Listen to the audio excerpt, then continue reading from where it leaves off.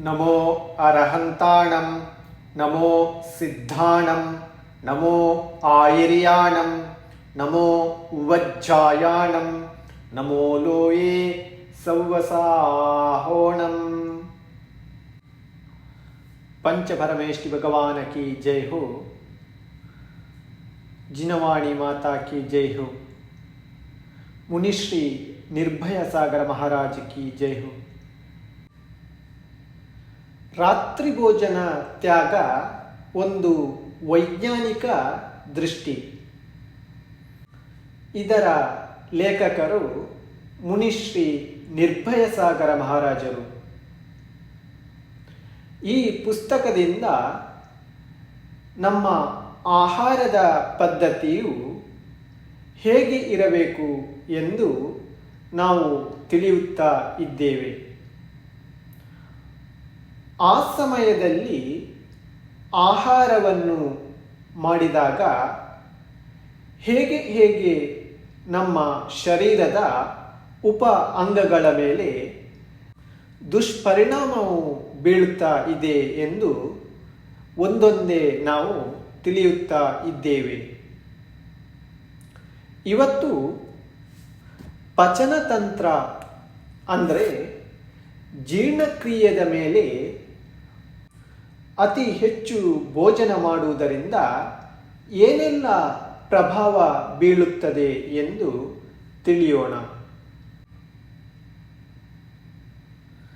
ಬಾಯಲ್ಲಿ ಜೊಲ್ಲು ರಸದ ಗ್ರಂಥಿ ಇರುತ್ತದೆ.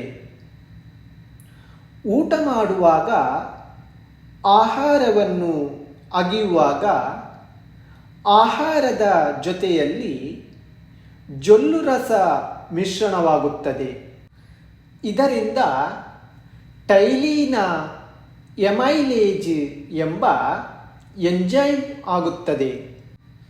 ಇದು ಕಾರ್ಬೋಹೈಡ್ರೇಟ್ಗಳನ್ನು ಅರಗಿಸಲು ಸಹಾಯ ಮಾಡುತ್ತದೆ. ಜಗಿದು ನುಂಗಿದ ಆಹಾರ ಆಮಾಶಯಗಳನ್ನು ಸೇರಿದಾಗ ಅಲ್ಲಿ ಜಠರ ರಸ ಅದರಲ್ಲಿ ಸೇರುತ್ತದೆ ಮತ್ತು ಪೆಪ್ಸಿನ್, ಟೇನಿಲ್ ಹಾಗೂ ಹೈಡ್ರೋಕ್ಲೋರಿಕ್ ಆಮ್ಲ ಮೊದಲಾದ ಪಾಚಕ ರಸಾಯನಗಳು ಆಹಾರದಲ್ಲಿ ಸೇರುತ್ತವೆ. ಇವು ಪ್ರೋಟೀನ್ಗಳನ್ನು ಅರಗಿಸಲು ಸಹಾಯ ಮಾಡುತ್ತದೆ. ಆಮಾಶಯದಲ್ಲಿ ಸೇರಿ ಸುಮಾರು 4 ಗಂಟೆಗಳ ಕಾಲ ಮೊಸರು ಕಡೆದಂತೆ ಆಹಾರವನ್ನು ಮಂತಿಸುವ ಕ್ರಿಯೆ ನಡೆಯುತ್ತದೆ. ಇದರಿಂದ ಆಹಾರವು ಮಜ್ಜಿಗೆಯ ಹಾಗೆ ತರಲ ಪದಾರ್ಥವಾಗುತ್ತದೆ. ಈ ತರಲ ಪದಾರ್ಥವು ಆಮಾಶಯ ಸಂಕುಚಿತವಾದ ಕೂಡಲೇ ಡಿಯೋಡಿನಂನಲ್ಲಿ ಸೇರುತ್ತದೆ. ರಾತ್ರಿ ಭೋಜನ ಮಾಡಿ ಮಲಗುವುದರಿಂದ ಜಠರದ ಕ್ರಿಯೆಯು ಪ್ರಭಾವಿತಗೊಳ್ಳುತ್ತದೆ ಮತ್ತು ಆಹಾರವು ಹೊಟ್ಟೆಯಲ್ಲಿ ಬಹಳ ಸಮಯದವರೆಗೆ ಹಾಗೆಯೇ ಇರುತ್ತದೆ. ಇದರಿಂದ ಕೇವಲ ಜೀರ್ಣಕ್ರಿಯೆ ಅಷ್ಟೇ ಪ್ರಭಾವಿತವಾಗುವುದಿಲ್ಲ, ಆದರೆ ಮರುದಿನ ಮಲವಿಸರ್ಜನೆಗೆ ಕಠಿಣವಾಗುತ್ತದೆ. ಇದರಿಂದ ಮಲಬದ್ಧತೆ ಹಾಗೂ ಹಾರ್ನಿಯ, ಮೂಲವ್ಯಾಧಿ ಮೊದಲಾದ ರೋಗಗಳು ಬರುತ್ತವೆ. ಯಾವ ಮನುಷ್ಯ ರಾತ್ರಿ ಭೋಜನ ಮಾಡುತ್ತಾನೆ ಅಥವಾ ಹಗಲು ಆಹಾರ ಸೇವಿಸಿ ನಿದ್ದೆ ಮಾಡುತ್ತಾನೆ ಅವನ ಆಮಾಶಯದಲ್ಲಿ ಮತನ ಕ್ರಿಯೆ ಸರಿಯಾಗಿ ಆಗುವುದಿಲ್ಲ. ಇದರಿಂದ ಸರಿಯಾಗಿ ಜೀರ್ಣವಾಗುವುದಿಲ್ಲ ಮತ್ತು ವಾತವು ಮೇಲ್ಮುಖವಾಗಿ ಹರಿಯುತ್ತದೆ. ಆಮವಾತ ಹಾಗೂ ಅಲ್ಸರ್ ನಂತಹ ಕಾಯಿಲೆಗಳು ಬರುವ ಸಂಭವವಿದೆ. ಒಂದು ಸಮಾಚಾರ ಪತ್ರದ ಅನುಸಾರ ಸಂಶೋಧಕರು ಕೆಲಸ ಮಾಡುವ, ಮಲಗುವ ಮತ್ತು ತಿನ್ನುವ ಸಮಯದಲ್ಲಿ ಸ್ರವಿಸಿದ ಜಠರ ರಸ ಹಾಗೂ ಅನ್ಯ ರಾಸಾಯನಿಕ ಪದಾರ್ಥಗಳ ತೂಕ ಮಾಡಿದಾಗ ವಿಜ್ಞಾನಿಗಳು ಕರುಳಿನ ಆಂತರಿಕ ಜೆಲ್ಲಿಯು ಒಡೆಯುವುದರಿಂದ, ಅಂದರೆ ಪೆಟ್ಟಾಗುವುದರಿಂದ ಹಾಗೂ ಗಾಯ ಮಾಯವಾಗಲು ಬೇಕಾದ ಸ್ಪಾಸ್ಫೋಲೈಟಿಕ ಪಾಲೋಪೆಪಲೈಡ್ ಎಂಬ ಪ್ರೋಟೀನ್ ಮಲಗಿದ ಸಮಯದಲ್ಲೇ ಸ್ರವಿಸುತ್ತದೆ. ಆದರೆ ರಾತ್ರಿಯಲ್ಲಿ ಊಟ ಮಾಡಿ ಮಲಗುವುದರಿಂದ ಅದರ ಸ್ರವಿಕೆ ಆಗುವುದಿಲ್ಲ. ಇದರಿಂದ ಅಲ್ಸರಿಗೆ ಭಯ ಹೆಚ್ಚುತ್ತದೆ. ಇದರಿಂದಲೇ ವೈದ್ಯರು ಹಾಗೂ ಆಯುರ್ವೇದ ತಜ್ಞರು ಮೊದಲಾದವರು ಗ್ಯಾಸ್ ಹಾಗೂ ಅಲ್ಸರ್ ರೋಗಿಗಳಿಗೆ ಹಗಲು ನಿದ್ದೆ ಮತ್ತು ರಾತ್ರಿ ಭೋಜನವನ್ನು ತ್ಯಾಗ ಮಾಡಲು ಹೇಳುತ್ತಾರೆ ಮತ್ತು ಸೂರ್ಯಾಸ್ತಕ್ಕೆ ಮೊದಲು ಹಗುರವಾದ, ಸುಲಭವಾಗಿ ಜೀರ್ಣವಾಗುವ ಆಹಾರ ಸೇವನೆ ಮಾಡಲು ಸಲಹೆ ನೀಡುತ್ತಾರೆ.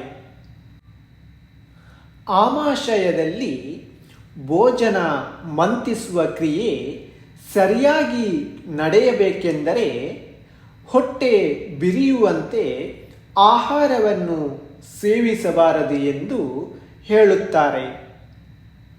ಹಗಲಿನಲ್ಲಿ ಒಂದು ಬಾರಿ ಊಟ ಮಾಡಿದ ಮೇಲೆ ಎರಡನೇ ಊಟದ ಮಧ್ಯದಲ್ಲಿ ಕಡಿಮೆ ಅಂದರೂ 6ರಿಂದ 7 ಗಂಟೆಗಳ ಕಾಲ ಅಂತರ ಇರಬೇಕು ಹಾಗೂ ರಾತ್ರಿಯಲ್ಲಿ ಹೊಟ್ಟೆ 9 ಗಂಟೆಗಳ ಕಾಲ ಖಾಲಿ ಇಡಬೇಕು.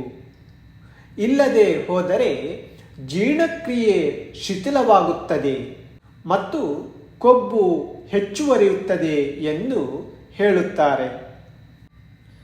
ಸಂಜೆ 6 ಗಂಟೆಗೆ ಸೂರ್ಯಾಸ್ತಕ್ಕೆ ಮೊದಲು ಭೋಜನ ಮಾಡಿದರೆ ಆಗ 4 ಗಂಟೆಗಳ ಕಾಲ ಜೀರ್ಣಕ್ರಿಯೆ ಮಥನ ನಡೆಯುತ್ತದೆ. ಇದು 10 ಗಂಟೆಯವರೆಗೆ ನಡೆದು ಹೊಟ್ಟೆ ಖಾಲಿಯಾಗುತ್ತದೆ. ರಾತ್ರಿ 10 ಗಂಟೆಯಿಂದ 8-9 ಗಂಟೆಗಳ ಕಾಲ ಹೊಟ್ಟೆಗೆ ಆರಾಮ ಸಿಗುತ್ತದೆ. ಬೆಳಗ್ಗೆ 7 ಗಂಟೆವರೆಗೂ ಆಹಾರ ಸೇವಿಸಬಾರದು. ಈ ಸಿದ್ಧಾಂತದ ಅನುಸಾರ ನಡೆದರೆ ರಾತ್ರಿ ಭೋಜನದ ನಿಷೇಧ ತಾನೇ ಆಗುತ್ತದೆ. ರಾತ್ರಿ ಭೋಜನ ಮಾಡುವುದರಿಂದ ಜಠರಕ್ಕೆ ಆಯಾಸವಾಗುತ್ತದೆ ಮತ್ತು ಕೊಬ್ಬು ಹೆಚ್ಚುತ್ತದೆ. ಹಗಲಿನಲ್ಲಿ ಭೋಜನ ಮಾಡುವುದರಿಂದ ಜೊಲ್ಲು ರಸ ಹೆಚ್ಚು ದೊರೆಯುತ್ತದೆ ಮತ್ತು ಜೀರ್ಣಕ್ರಿಯೆಯ ಮೂಲಕ ಟೈರೋಸಿನ್ ಅಮಿನೋ ಆಮ್ಲವು ಬೇಕಾದಷ್ಟು ದೊರೆಯುತ್ತದೆ. ಇದರಿಂದ ಜೀರ್ಣಕ್ರಿಯೆಗೆ ಬೇಕಾದ ಜೀರ್ಣರಸಗಳು ಸರಿಯಾಗಿ ಬೆರೆಯುವುದರಿಂದ ಜೀರ್ಣಕ್ರಿಯೆ ಚೆನ್ನಾಗಿ ನಡೆಯುತ್ತದೆ. ಆದರೆ ರಾತ್ರಿಯಲ್ಲಿ ಮಲಗಿದಾಗ ಜೊಲ್ಲು ರಸ ಆಹಾರದಲ್ಲಿ ಬೆರೆಯುವುದಿಲ್ಲ. ಇದರಿಂದ ಜೀರ್ಣಕ್ರಿಯೆ ವ್ಯತ್ಯಾಸವಾಗುತ್ತದೆ, ಅಂದರೆ ಹಾಳಾಗಲು ಶುರುವಾಗುತ್ತದೆ. ಉಪಾಪಚಯದ ಮೌಲ್ಯ ಮತ್ತು ಭೋಜನ ಹಾಗೂ ಆಯು ಸಂಬಂಧದ ವಿವರಣೆ. ಯಾವ ಪ್ರಾಣಿಯ ಉಪಾಪಚಯದ ಶಕ್ತಿ, ಅಂದರೆ ಜೀರ್ಣಶಕ್ತಿ ಅಧಿಕವಿರುತ್ತದೆ ಅದರ ಆಯು ಕಡಿಮೆ ಇರುತ್ತದೆ. ಹಾಗೂ ಯಾವ ಪ್ರಾಣಿಯ ಜೀರ್ಣಿಸಿಕೊಂಡ ಧಾತುಗಳು ತಯಾರಿಸುವ ಶಕ್ತಿ ಹಾಗೂ ಉಸಿರಾಟದ ಗತಿ ಕಡಿಮೆ ಇರುತ್ತದೋ ಅವುಗಳ ಆಯಸ್ಸು ಹೆಚ್ಚಾಗಿರುತ್ತದೆ. ಉದಾಹರಣೆ ಆನೆ, ಆಮೆ ಮೊದಲಾದವು. ಆದ್ದರಿಂದ ಋಷಿ ಮುನಿಗಳು ಸಮಧಿಸ್ಥ ಅಪ್ರಮತ್ತರಾಗಿರುತ್ತಾರೆ.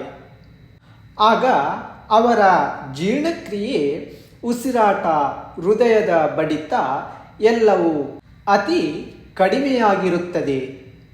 ಅಂದರೆ ಆಯುಕರ್ಮದ ಉದೀರಣೆ ನಿಲ್ಲುತ್ತದೆ ಹಾಗೂ ಅವರಿಗೆ ಹೆಚ್ಚು ಶಕ್ತಿಯ ಅವಶ್ಯಕತೆ ಬೇಕಾಗಿರುವುದಿಲ್ಲ. ಎಷ್ಟು ಹೆಚ್ಚು ವ್ರತ, ಸಂಯಮ ಮತ್ತು ಉಪವಾಸ ಮಾಡಿ ಮನ, ವಚನ, ಕಾಯಗಳ ಪ್ರವೃತ್ತಿಯನ್ನು ತಡೆದು ಸಮಧಿಸ್ಥರಾಗಿರುತ್ತಾರೆ, ಅಷ್ಟೇ ಅವರ ಶರೀರದಲ್ಲಿ ಜೀವಕೋಶಗಳ ವಿಭಜನೆ ಕಡಿಮೆ ಇರುತ್ತದೆ. ಇದರಿಂದಲೇ ಋಷಿ ಮುನಿಗಳು ದೀರ್ಘಾಯುಷ್ಯ ಅಲ್ಲದೆ ಸದಾ ಆರೋಗ್ಯವಂತರಾಗಿರುತ್ತಾರೆ ಹಾಗೂ ಅವರ ಮುಖದಲ್ಲಿ ತೇಜಸ್ಸು ಹುಮ್ಮುತ್ತಿರುತ್ತದೆ. ಸಾಮಾನ್ಯವಾಗಿ ವಯಸ್ಸು ಹೆಚ್ಚಿದಂತೆ ಜನರ ತೂಕ ಹೆಚ್ಚುತ್ತದೆ. ಇದರ ಪ್ರಮುಖ ಕಾರಣ ವಯಸ್ಸಿನ ಜೊತೆಗೆ ಶಕ್ತಿಯ ಅವಶ್ಯಕತೆ ಕಡಿಮೆಯಾಗುತ್ತದೆ. ಆದರೆ ಅವರು ತಮ್ಮ ಆಹಾರವನ್ನು ಹೆಚ್ಚಿಸಿಕೊಳ್ಳುತ್ತಾರೆ. ಇದರಿಂದ ಸಂಗ್ರಹವಾದ ಕೊಬ್ಬು ಕಡಿಮೆಯಾಗುವುದರ ಬದಲು ನಿರಂತರ ಇನ್ನೂ ಹೆಚ್ಚು ಸಂಗ್ರಹವಾಗುತ್ತದೆ. ಜೀರ್ಣಕ್ರಿಯೆಯ ಕಾರ್ಯಾಚರಣೆ ಹಾಗೂ ಗತಿ ಆಹಾರದಲ್ಲಿ ತೆಗೆದುಕೊಂಡು ತಿನ್ನುವ ಪದಾರ್ಥಗಳ ಮೇಲೆ ಆಧಾರಿತವಾಗಿರುತ್ತದೆ. ಸರಳ ಆಹಾರ ಅಂದರೆ ಬೇಳೆ, ಅಕ್ಕಿ, ತುಪ್ಪ, ತರಕಾರಿ, ರೊಟ್ಟಿ ಮೊದಲಾದವು ಆಮಾಶಯದಲ್ಲಿ 2-3 ಗಂಟೆಯವರೆಗೆ ಇರುತ್ತದೆ ಹಾಗೂ ಇವುಗಳ ಜೀರ್ಣ ಬೇಗನೆ ಆಗುತ್ತದೆ. ಆದರೆ ಭಾರೀ ಭೋಜನ ಅಂದರೆ ಅಧಿಕ ತುಪ್ಪ, ಎಣ್ಣೆ, ಬೆಣ್ಣೆ ಮೊದಲಾದವು ಹಾಗೂ ಕರಿದ ಆಹಾರಗಳು ಆಮಾಶಯದಲ್ಲಿ ಸುಮಾರು 5 ಗಂಟೆವರೆಗೆ ಇರುತ್ತದೆ. ಇದು ಅಧಿಕ ಸಮಯದಲ್ಲಿ ನಿಧಾನವಾಗಿ ಜೀರ್ಣವಾಗುತ್ತದೆ. ಆದ್ದರಿಂದ ಹೆಚ್ಚು ತುಪ್ಪ, ಎಣ್ಣೆಗಳಿಂದ ಕೂಡಿದ ವಸ್ತುಗಳು 6-7 ಗಂಟೆಯವರೆಗೆ ಹೊಟ್ಟೆಯಲ್ಲಿದ್ದು ಮತ್ತು ಹೊಟ್ಟೆಭಾರ ಹಾಗೂ ಸುಸ್ತು ಇರುತ್ತದೆ. ಆದ್ದರಿಂದ ಸಂಜೆಯ ಊಟ ಸರಳ ಹಾಗೂ ಸುಲಭವಾಗಿ ಜೀರ್ಣ ಆಗುವ ಆಹಾರ ತಿನ್ನಬೇಕು.